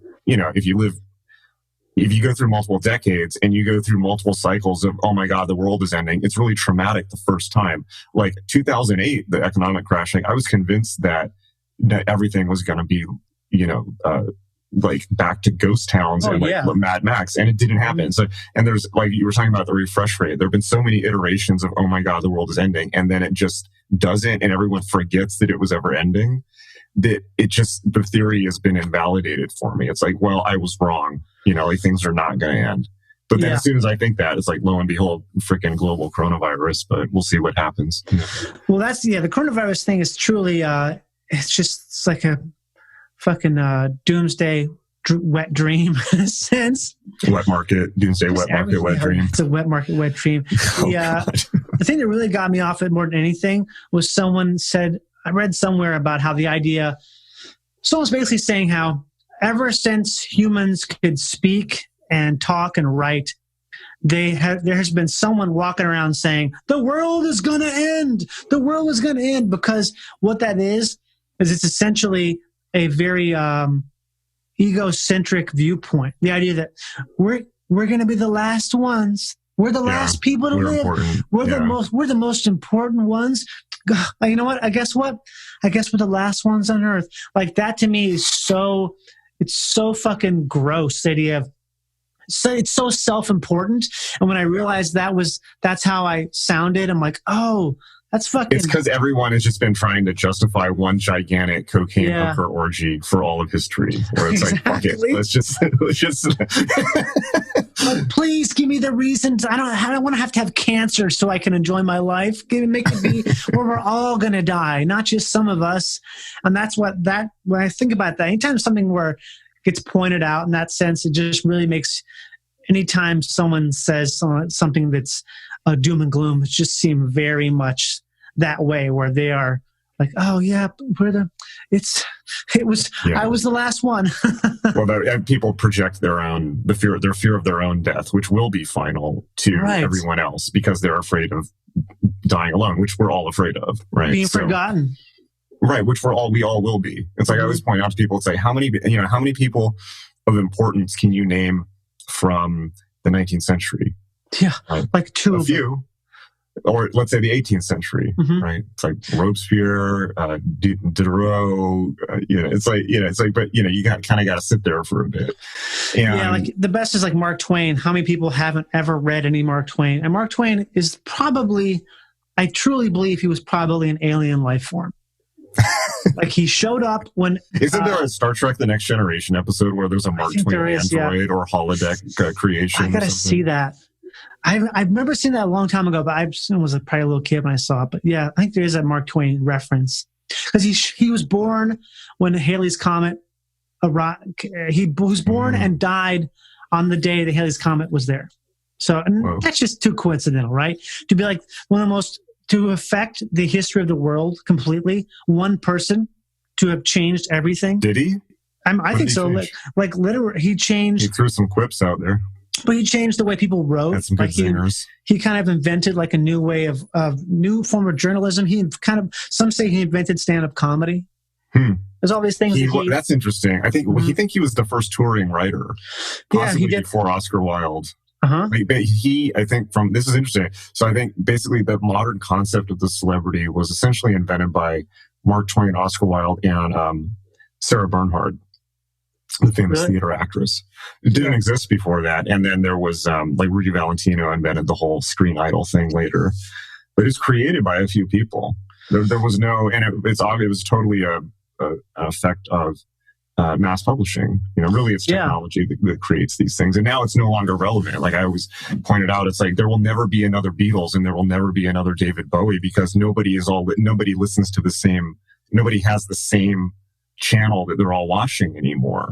Yeah, that's just done. The distribution is too, whatever you call that, specific, balkanized. Diffuse. Yeah. But Mark Twain is an alien. Maybe we all are. Maybe we're all in a holodeck. What if we're all in the Matrix, Johnny? We could be there. I mean, we could not be. And he was like an alien intelligence that was sent to sort of as an experiment to see if he can change the course of history. That could be it. Like, I think maybe there's someone else I thought that about. Maybe I can't think who it was. There's a lot of people you can make that argument about, I think. Yeah. And I've definitely thought the same thing. And I've always wondered if there's different factions of aliens sending different people. So, it makes sense. I mean, how else would you send something? It would be the best way to send something is in human form, and they bring some sort of intelligence that wasn't there before. They basically like slip it into the it's like that thing where that writer who wrote the Brain Dead Megaphone, what's his name? He's like a New York Times guy. God, he's great. The fact I can't think of his name is not very. It's the guy who wrote Pastoralia, isn't it? And no, it's not. Is it George Saunders? George Saunders, I think. You may be better read than me. Okay. In the areas here. I don't know. I haven't been reading much stuff in a long time, actually. But George Saunders, I think he wrote the Brain Dead Megaphone. This was probably before. This is pre-Trump. He was kind of talking about cable news, but he basically says how. One essay in the book was how if you have a party, right, and there's one person at the party who has a megaphone, and they keep saying, they keep saying chocolate ice cream through the megaphone. Chocolate ice cream, chocolate ice cream. Eventually, everyone at the party is going to start talking about chocolate ice cream because they can't not hear this megaphone. I mean, that's basic marketing, right? And was it Goebbels or somebody said the same thing? So you just repeat the same thing enough, and people believe it. Right, people believe it, and they don't have to even believe it. They will just start talking about it because they can't talk over Their it. brain has to react to it. And it's the same with CNN and Trump, right? It's exactly. Like Trump. Oh, well, I guess Trump is going to be president for 80,000 years now. Right. So that's magic in a nutshell, which is you create what you speak. Mm-hmm. Right. So maybe Mark Twain was a form of that, where it's like if he gets these ideas out, because he also had all these ideas about that. You mean just seeding certain ideas into the environment? Yeah. Like in terms of race, he was one of the first people to can't think exactly what it was, but he was when racism was rampant. You had like the Civil War, you had slavery, all that stuff. He was saying stuff that no one else was saying. But well before anyone was saying it. He also invented fingerprinting technology. Well, he didn't invent it, but he made reference to it in Pudd'nhead and Wilson, which is his second book. Publicized it before it probably wasn't used. Wow. I don't think it was used by Scotland Yard until like 50 years later. Wow. Some crazy thing where it's like, what the fuck, man? Well, Arthur Conan Doyle probably invented the whole modern idea of the detective and the police and how we think of the police and all of this, which was a new thing, which is fascinating. And I think there's a lot of people you can make that alien argument about. Ones that Bucky Fuller is an obvious one. Oh, totally, yeah. The guy who invented I don't know what his name is, but whoever invented fractional reserve banking in the Middle Ages, which completely changed everything. Right. Whoever Satoshi Nakamoto actually was, the guy who created Bitcoin, right? Who else? Tesla is the uber obvious example. Yeah. There's so many, and these people often have this kind of Twin Peaksy vibe to them, or not Man Who Fell to Earth, but Day the Earth Stood Still vibe, where they kind of seem a little bit too like innocent and chipper and not kind of like too a little naive around the edges, if you know what I mean. And who else? It's probably because they have to lie about knowing everything. Not knowing everything. They have to pretend like they don't have, like they're not holding aces. Right. Or then it's even like David Bowie, like what the fuck? Yeah. What the fuck? Like, or even, like you can do dark side examples. Like what the fuck is Adolf Hitler? Where did that come from? Not a very special guy, but did a lot of. Yeah. There's a famous, Orson Welles met Hitler when he was, well, I didn't know that. Yeah, and there's a video interview with him from the 70s on YouTube about meeting Hitler, and he said he's the most boring guy I'd ever met. Like he was utterly boring. He just sat there, like just staring into the distance, and he was like a complete non-entity. And I was thinking about that. I was like, yeah, of course, because he's basically a channel. It's like a clear channel for something. Now, what he's channeling, that's an open question. Some malevolent force, Germany in general. I don't know. But it's like, these are, there are these people in history who essentially are there just to serve a function.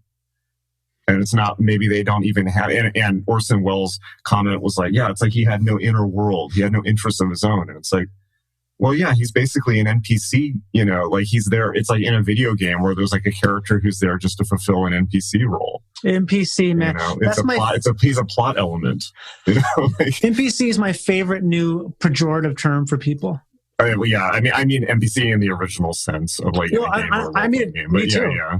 But think about calling someone an NPC now. How damning that is.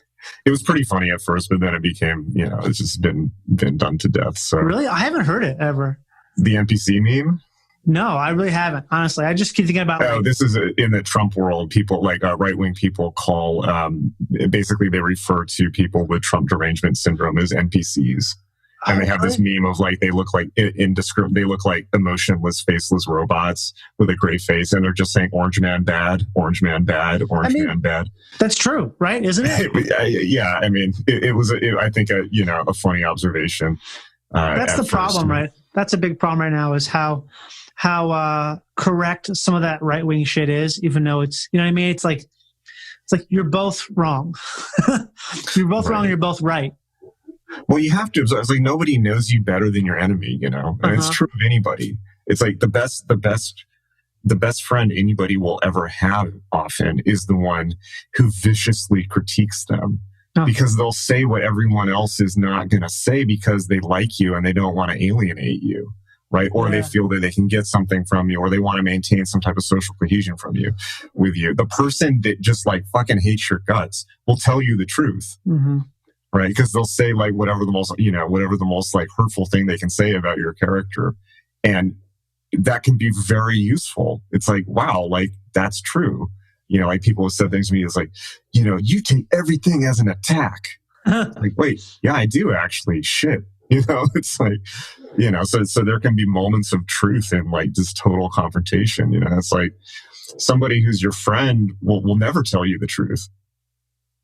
They'll say what will make you feel good and maintain the friendship, which is great. Right. But, your friends are not going to like ruthlessly attack your character flaws. Only enemies can do that. Yeah. And usually friends don't think about that either, because you're not even thinking about, I never noticed that because that wasn't something I was thinking about with you. You remember that movie Ed Wood from the 90s? Oh, hell yeah. I love that movie. There's a great line in the end where like I forget what it is, somebody says to Johnny Depp in it or Ed Wood in it, where it's like, like, wow, it's like, you really have like a lot of weird friends. And he says something like, yeah, like if I didn't overlook people's negative side, or if I didn't overlook like people's weaknesses, I wouldn't have any friends. It's just like totally, he says it more elegantly in the movie, right. But it's basically like, like if I judge people, like I wouldn't have any friends. And it's just like, yeah, it's such a simple thing where it's like, yeah, we overlook people's foibles, and that's a very human and good thing. But your enemy can tell you some shit that you probably need to hear. Yeah, I think that a lot of times now I just I end up enjoying like good and bad, just like watching the stuff that's bad and being, wow, that's funny that person is this terrible. Like it just seems funny to me. A lot of stuff that's like it's supposed to be people like, wow, that's so. Can you believe that person said that or did that? And I feel like, yeah, it's pretty funny that they said that. Yeah. Like, how funny is it that this bad thing happened, or this bad thing was said? What was that called? Schadenfreude? I guess it is, isn't it? But enjoying other people's suffering and finding it. I think there's an extra level to it though, where it's like it was like watching somebody get their just comeuppance and kind of being like, yeah, like that feels good. I guess for me, it's more like I'm laughing at how it's like, oh, of course that happened.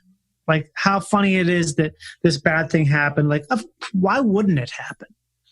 Like that's why I think it's funny when something terrible. Not, I mean, within reason, obviously, but there's a lot of stuff where, especially like politically or stuff that's not like death related, where it's kind of funny when bad things happen because it just seems so ironically appropriate. Totally, right? I think Trump is the perfect example. Trump is the perfect example. It's like, if you take Trump and you just extricate him from the media narrative and you look at him and it's like, how could you get well, I'll answer this rhetorical question, but the question is, could you get a more perfect representation of what America actually is than Donald Trump? It's like he is the perfect like avatar of America. Yep. And the answer is yes, you can. And the answer is Dog the Bounty Hunter. Yeah. But other than that, it's like Trump is hilarious in that sense.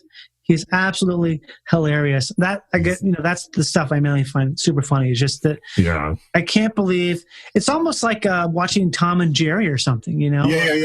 Roadrunner and Coyote. Dangerous in a way where it's like politics becomes reduced to this, WWF type spectacle. While in fact it actually is happening and actually does have tremendous impact on your life, it's reduced to theater. But I kind of think the opposite, though. I kind of think it doesn't have that much impact in your life. That's my thing. I don't like to say out loud too much because it pisses a lot of people off. Like, I'll say it to you here. Yeah. But if I said that to someone else... They're addicted, see? If I were to say out loud, like on Twitter, like, you know what? Honestly, it doesn't matter who the president is. People are like, what do you fucking mean? And honestly, I'm like, I really don't think it doesn't. Yeah, you've dealt with brigades a few times before, if I remember. What's that? Like social media attack brigades? Actually, not really. No, I don't say a lot of crazy shit. I really don't, because that's also, if you're like an actor, you kind of can't. And I get that. I like being an actor. I don't want to jeopardize that by publishing opinions that are really.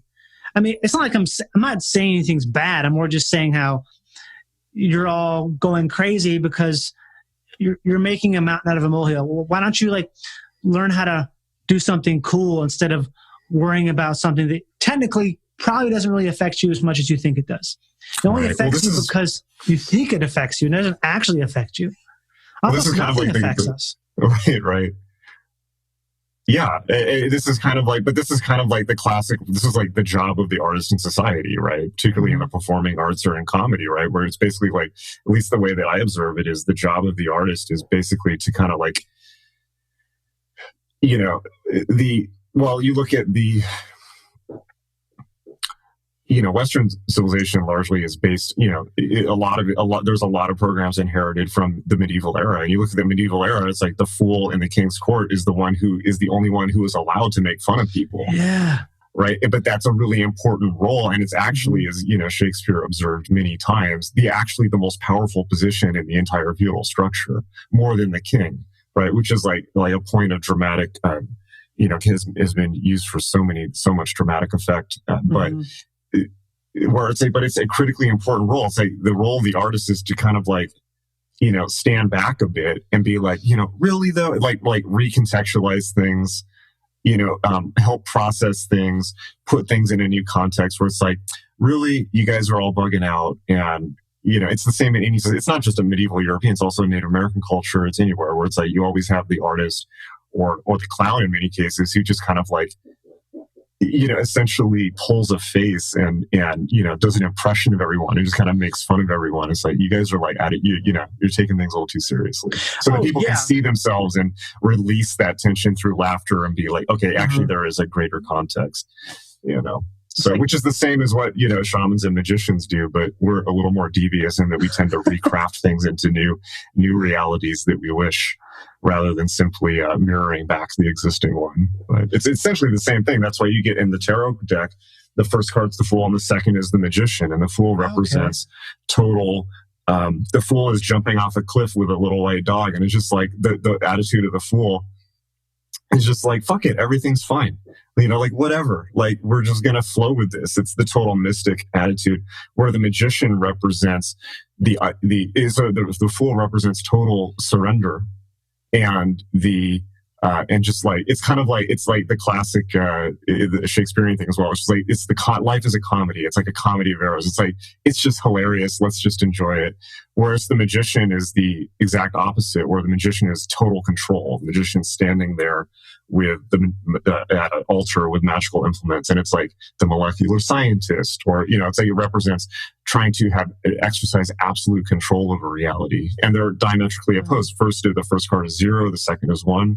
So it obviously there's binary code, right, in those two approaches. But those are the two basic approaches to reality, is to try to totally control it or totally surrender. But the fool approach, the surrender, is the purest one, because it's just like, look, what do we really know? Nothing. What we're here, we're apparently alive, and we're going to be dead at some point. And can we control it? No. It's like the fool perspective is like, it's like to laugh at the idea you can control anything. Like, like, good luck with that. It's absurd. I never heard of that stuff before. I love that, because now I'm like, oh yeah, I am a fucking fool. I like being a fool. No, I'm not saying. No, I love it. Everything you just said. But it's the role of performing arts in general. In the purest sense, that that's what comedy is. Yeah, there's something. This great clown Phil Burgers. He also goes by Dr. Brown. I had him on a podcast years ago, and he told me. He studied clowning at that prestigious place in Paris, and he said that with Lindsay Kemp or he's English. Philip Ecollier or something like that. I can't remember exactly. He's a famous old French clown. He's very old at this point. Okay. And I think it's Goyer. That's it, Goyer. Okay, he's still alive. Wow. Okay. And basically, I mean, he said that the clown lives in the kingdom of the bad.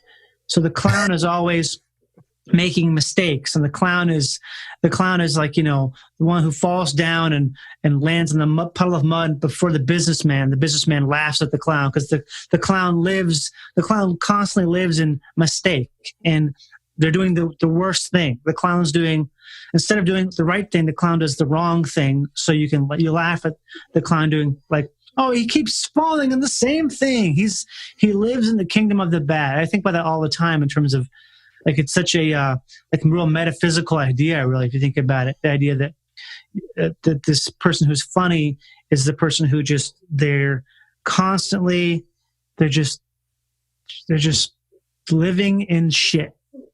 But they're the only one who's able to actually point out the truth. Right, because it's like the truth is that we're all like that. Like, literally, all humans are just like one mistake after the next. It's also like we're all that.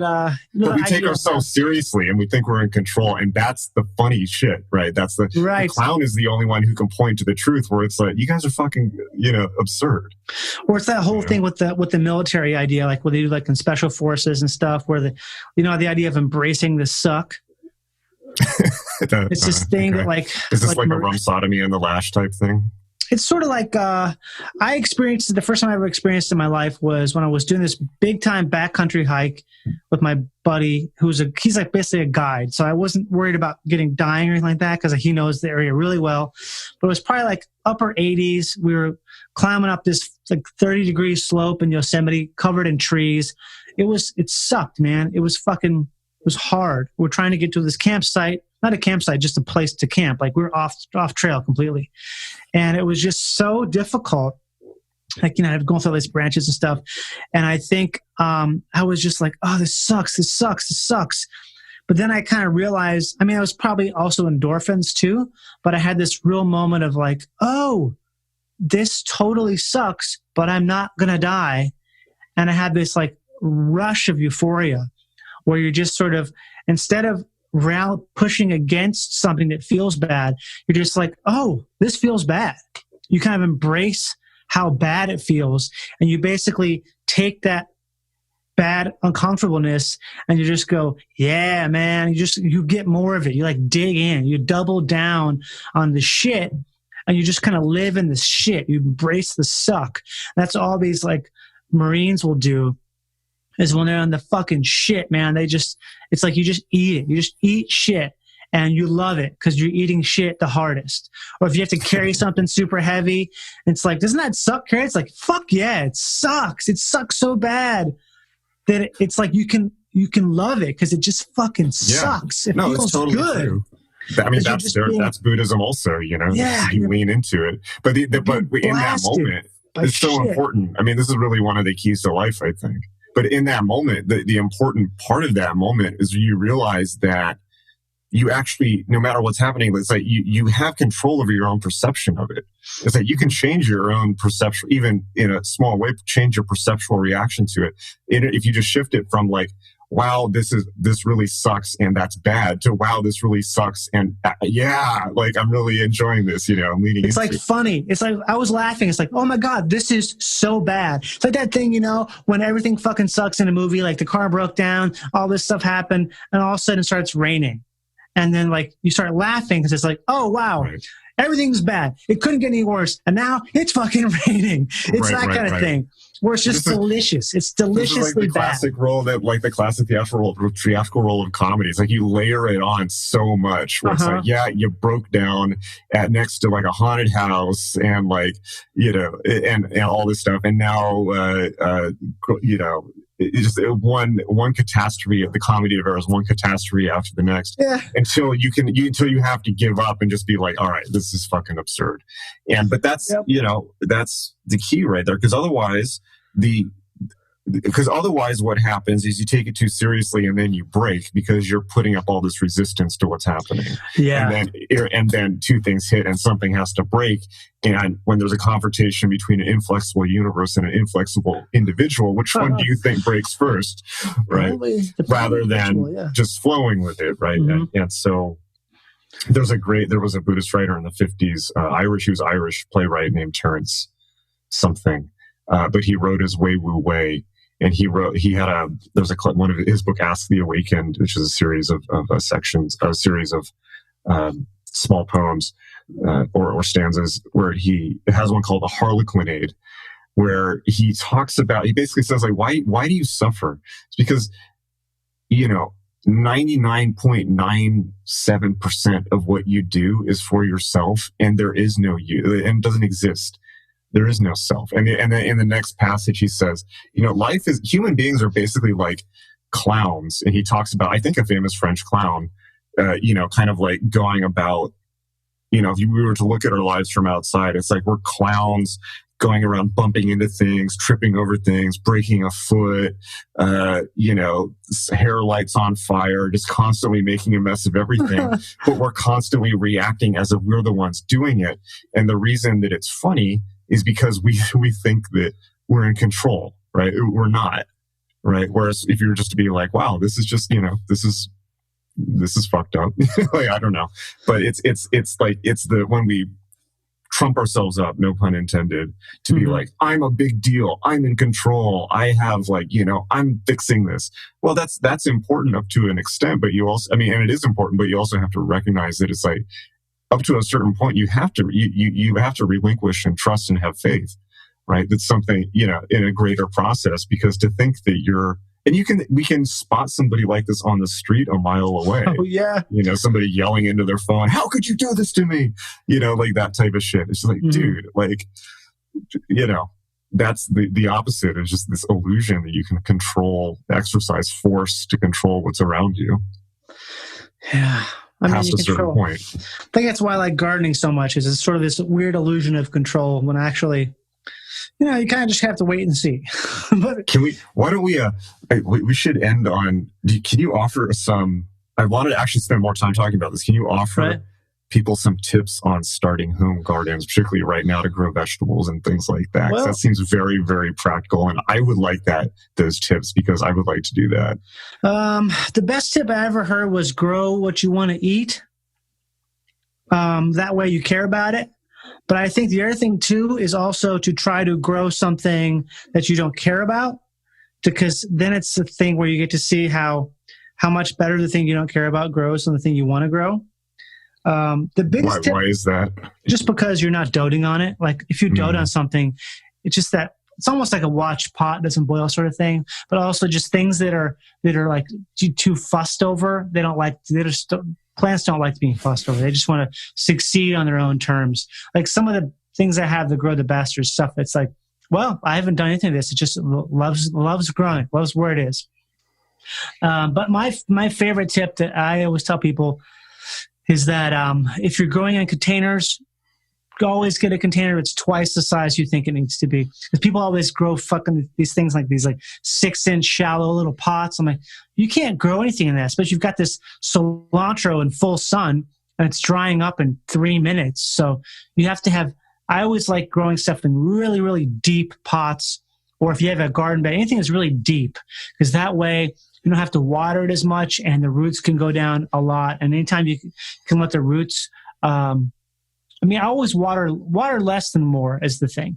But I don't know. The thing with gardening is there's no like real tip. All it is to me is troubleshooting. And I think a lot of times what we have to do is you have to think about what the plant wants, which kind of implies a lot of like weird cross-species empathy, which is why I'm not a vegan, because I think that veganism is essentially like a homocentric viewpoint. The idea, okay. you know what I mean? But like if you can plants are people too. Yeah, I mean they're a life form. They just happen to be a life form that doesn't have a face, so we don't feel as bad about stealing their children, eating them, and killing them. But the idea that you if you're growing something, let's say you're growing tomatoes, right? Tomatoes do really well. Think about where tomatoes came from, and you want to simulate the environment of where they are originating from. So if you think about that sort of stuff, it doesn't make sense to grow certain plants in certain environments, and also other environments, it makes tons of sense to grow certain things. So if you just kind of think about like if you like Italian food and you're going to want to grow eggplants and basil and tomatoes, you kind of think like, okay, so if those are all Italian foods, what's the weather like in Italy? I'll tell you what it's a lot like.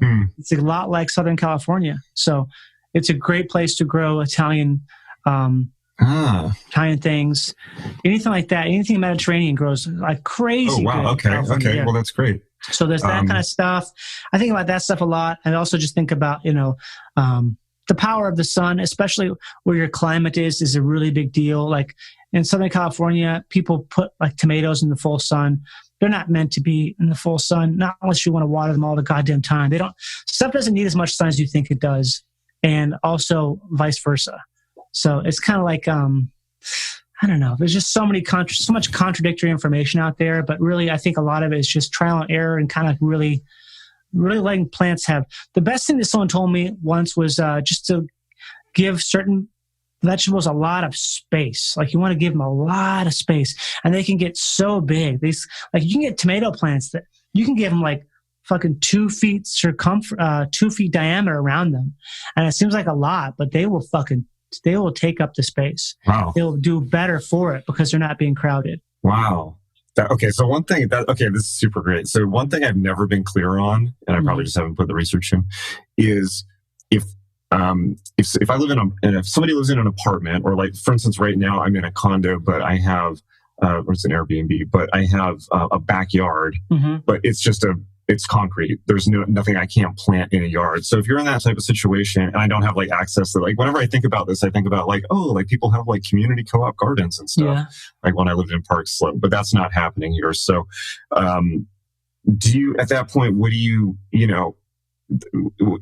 get like a planter? Do you get like a wood box? You get a big wooden planter. Or what's the way to go? The bigger the better is always the best, because that allows you to have the most soil in there. So it allows the plants plants like a lot of space. The deeper the roots can go, the better they can grow. Can you have them inside? Like a big box planter? No, because you don't get enough light unless you want to have like, have like a grow op, like weed or something like that, which you could do. I mean, you can do that with tomatoes, right? You can. I mean, that's the thing. All these weed growers, man, they're all so fucking good at growing weed. And you can apply everything that they do to vegetables, because that's the thing about, like Michael Pollan said years ago, is that the most advanced botanists in the world are growing an illegal plant. And like those people who grow weed are fucking geniuses, man. The shit they do, they work so hard. Financially motivated to do it. Yeah. And they make stuff that's just, if you put even half that amount of work into your eggplant, God, you'd have just crazy yields and stuff. They just put they're so smart. Some of these scientists, these botanists are just, they're manipulating the plant to the extent, it's just unbelievable amount of manipulation. And you don't even have to do that much to get good yields on a lot of plants. You just let them do what they want to do. As long as, if you plant stuff at that's the biggest tip. If you plant stuff at the right time, then you don't have to do hardly anything. Okay. What have you had most success with growing in Southern California? I've had a lot of success with English peas, like Pisum sativum. I love growing peas. And that's been not in the middle of the summer, even though I'm growing them right now, but I think it's going to cool off quite a bit. I hope. Usually it does. so they'll be able to get pretty big by June or July. And I've had a lot of success with that. A lot of success with okra. Okay. Again, that's something that typically grows in a more humid environment, but I think you can make them do well. It's good for Indian food. Yeah, just good. I love them. This is great. Yeah. It's a great vegetable. I like okra. My dad hates okra because he grew up having to eat it in Kansas, but I love it, particularly when you get the freeze-dried okra at Trader Joe's. Those are good. Mm-hmm. But and what would be good to start planning now-ish? For people who are listening to this. I don't know where people are going to be in the world listening to this, but I'm in SoCal. So. That's the thing, though, man. It's all about where you live. And also, stuff changes a lot. You can get like microclimates. I'm starting right now. You can start like a lot of, you can start any kind of like nightshades, eggplant, tomato. Okay. You can start basil. You can start anything that needs the ground to be warm. You can start now. You can kind of do anything right now, I think. You can start pumpkins, start melons right now. Okay. And are there like ones like beginner crops you recommend people starting with, like that are, just to learn? I feel like... Does it matter too much? I don't really know, man. I mean, that's tough. I'm always bad at that because I always say that, if you grow up with what you want to eat, I don't know. I mean, in my mind, everything is easy, but it's also hard. I don't know. I think that I guess maybe a better question would be: are there good books or informational references for learning that you recommend? Pretty much just YouTube, SF Gate. They have a lot of good advice on. If you Google something and an SF Gate article comes up, that's good. Okay. But the thing to grow, radishes. If you want to just radishes are the easiest thing to grow, and you have to watch them develop really fast. If you want to just throw a bunch of radish seed in the soil, you will have radishes. They will grow despite your best efforts to kill them. Radishes Life finds a way. Life finds a way. Yeah, man, radishes. All right. That maybe that's a good place to bookmark it. I'm going to do that. I'm going to try this out. I've been meaning to for like 20 years.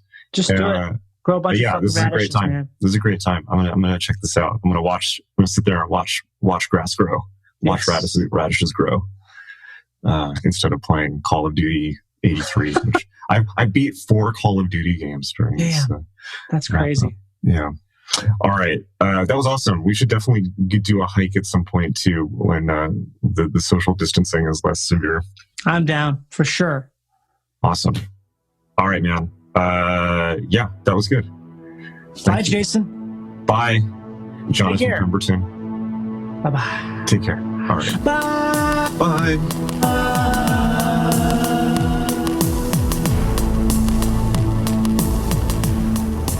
All right. Hope you enjoyed that as much as I did. Definitely check out magic.me and make sure that you come to office hours after you subscribe, because we are going to have a lot of fun there. And stay tuned for announcements at magic.me coming up very shortly. If you're already a magic.me subscriber and you're already subscribed to this podcast, tell a friend about it. Tell a friend about the podcast. They can subscribe at iTunes, Stitcher, Spotify, or wherever you get podcasts. But tell a friend about the podcast. We're going to be doing these much, much more frequently, and I'm going to do everything I can to really share information that's helpful. I don't want to just entertain you. I hope I'm entertaining. I'm probably not that entertaining, but more than entertaining, I really want to share information that's helpful because there's not a whole lot of time for anything else right now. I want to share information that assists people stay spiritually healthy, economically healthy, psychologically healthy, and not just healthy because that implies that there's a problem, but to thrive, to be superhuman even. Why bother with anything else, right? We're here, we're incarnate, we are enjoying this existence to, forgive me for the Reddit tier statement here, but to be awesome, right? We are here to be awesome. And just because there's a pandemic doesn't mean that that's any different. In fact, it's a great opportunity to excel when everyone else is afraid and shut down, like deer in the headlights. That's the best time to strike while the strike while the iron is hot, to mix metaphors here. This can be a great time for you, and it's my job to bring you as much information as I possibly can to facilitate that, because here at Magic.me, your success is our success. All right, lots of love. I will see you in office hours. I will see you in the next podcast, and I will see you in the next big Magic.me announcement. All right, stay safe out there. Lots of love. Talk to you soon.